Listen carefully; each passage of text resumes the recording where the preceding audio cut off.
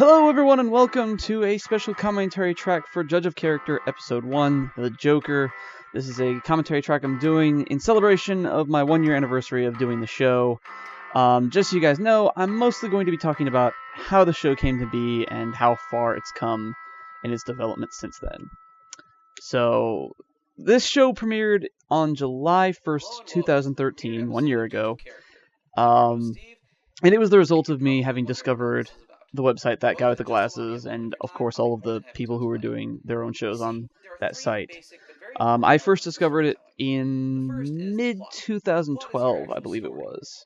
It was before To Boldly Flee came out. I discovered the Nostalgia Critic on YouTube, thought it was funny, started laughing my ass off, and not long after that I discovered the website itself, and from there all of the other talented producers on there. And seeing them make these videos, seeing them make these shows, it made me want to do the same thing. Mostly because it looked fun, it looked like these people were having a blast, and I thought, I could do that, you know, that's the way we all think. Unfortunately, my first attempt was not very good. It was a horrible, horrible attempt at making a movie review show that didn't even make it to the final print. Yeah, I cut it halfway through editing. So after that failed attempt, I kind of took a break and shelved the whole idea for a while. When I seriously started looking at making a web series, that was in late 2012.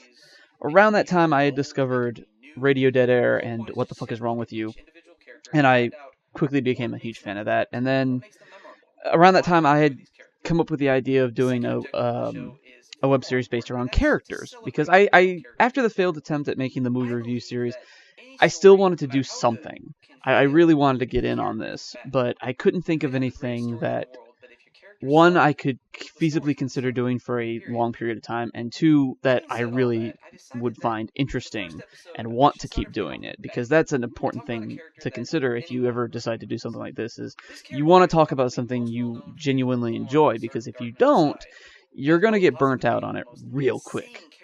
So, I don't remember now exactly what it was that made me... Actually, no, I do remember what it was. Looking around at all the different reviewers and stuff that were floating around on the internet at the time, I realized that there was a very, very short supply of people who looked at characters. And for me, that's always been my favorite part about fiction. You know, the plot is always an important part, and settings and all that, but for me, the most important element are the characters. Like I said here in this episode, if you don't have good characters, it's whatever story you're trying to tell, it's going to fall flat. Characters are just that important to the whole process. So I thought about it, and I was like, well, if I'm going to do a web series of any kind, then I know for a fact I want mine to focus on characters. So that was sort of the seed idea. And that sort of kind of flew around in my mind for a little while. I really couldn't devote a whole lot of time to it, unfortunately, due to work and just life in general. Serious work on Judge of Character began in early 2013, when Nash, the host of Radio Dead Air, started going through what I call the troubles. I'm not going to go into detail about what was going on, but you can find it really easy if you do some searching online. Basically, Nash was going through a lot of bad stuff, some hard times, and what got my attention about it, and which had eventually sparked the serious effort on the show, was despite all the crap he was going through, despite all of the problems he was having to put up with, he was still working. He was still putting out the new series he'd just started, Here There Be Dragons. He was still doing Radio Dead Air. He was still working. And that sort of made me realize, you know, if this person is going through all this crap, that would probably just knock the wind out of me. And he's still doing all of this. What excuse do I have? Because the only thing I had at the time was just my day job, and there was plenty of time to work on the show while still doing that. So, seeing him go through all that stuff and him dealing with all those problems, but still actively working, so to speak, lit a fire under my ass. I actually do credit Nash largely for sort of getting the motivation for me to do this show. Because once I started doing it, I kept doing it, and I've found just an absolute love for what I do. And it would have never happened if I had never found that guy with the glasses, and subsequently What the Fuck Is Wrong With You, and Nash, and all those people. So, long story short, that's basically how the show came to be. For those of you who don't know, that word palindrome basically refers to any word that can be spelled the same backwards and forwards. So, earlier in this episode, I had made a joke about the different types of characters, and I had mentioned something about a guy who walked around in the background with cheese. And I never explained it in this episode because I wanted to see how many people could figure it out, but no one has yet to come forward with it. Basically, that was a reference to the show Buffy the Vampire Slayer. There was an episode where all the characters were having dreams. Oh, God. Well, Lady Gaga, how much I dislike your music. I don't actually have a problem with Lady Gaga herself, I just don't like her music. And point of order, I have never played that clip again. I have used one other Lady Gaga joke, but never that particular clip, so I have stayed true to what I said. But basically, that whole guy with the cheese in the background, that was a reference to an episode of Buffy the Vampire Slayer where everyone was having dreams, and the one connecting factor was this guy who was constantly talking about cheese, and that was sort of the character's hints that it was all a dream. So, I've never really considered who would be my absolute favorite character, but if I had to pick, it would be a tie between the Joker and Mr. Freeze, also from Batman, because they both offer just such great material in as far as like their history and what they stand for and their motivations. They're just very rich characters, and that's why they're my absolute favorites. Any character that has a rich background or a lot of meanings to them or motivations, those are my favorite characters, especially if they're tragic villains. There was something else I was going to mention about this video, and I can't remember now what it was. Oh well, I'm sure it'll come to me later, and I'll just be like, aha, and I should have recorded that. But you can definitely see, watching this video and then going and watching the newest episode I've put out, The Terminator, you can see how much the show has just evolved and gotten better over time.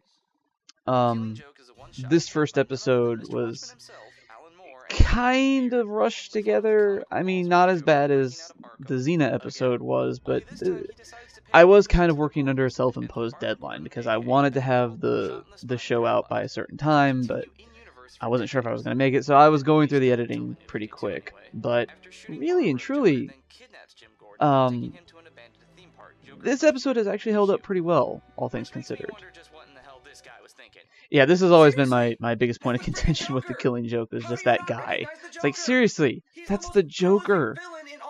Everybody knows the Joker, everybody recognizes him, you know what he's all about. Why the fuck are you even talking to him? That's the only problem I had with it. Other than that, it's been a great comic, but that's the only issue I've ever had with it. Oh, the mustache at the time. That's when I was trying to grow the mustache long enough to connect with the goatee, but unfortunately it just looked stupid.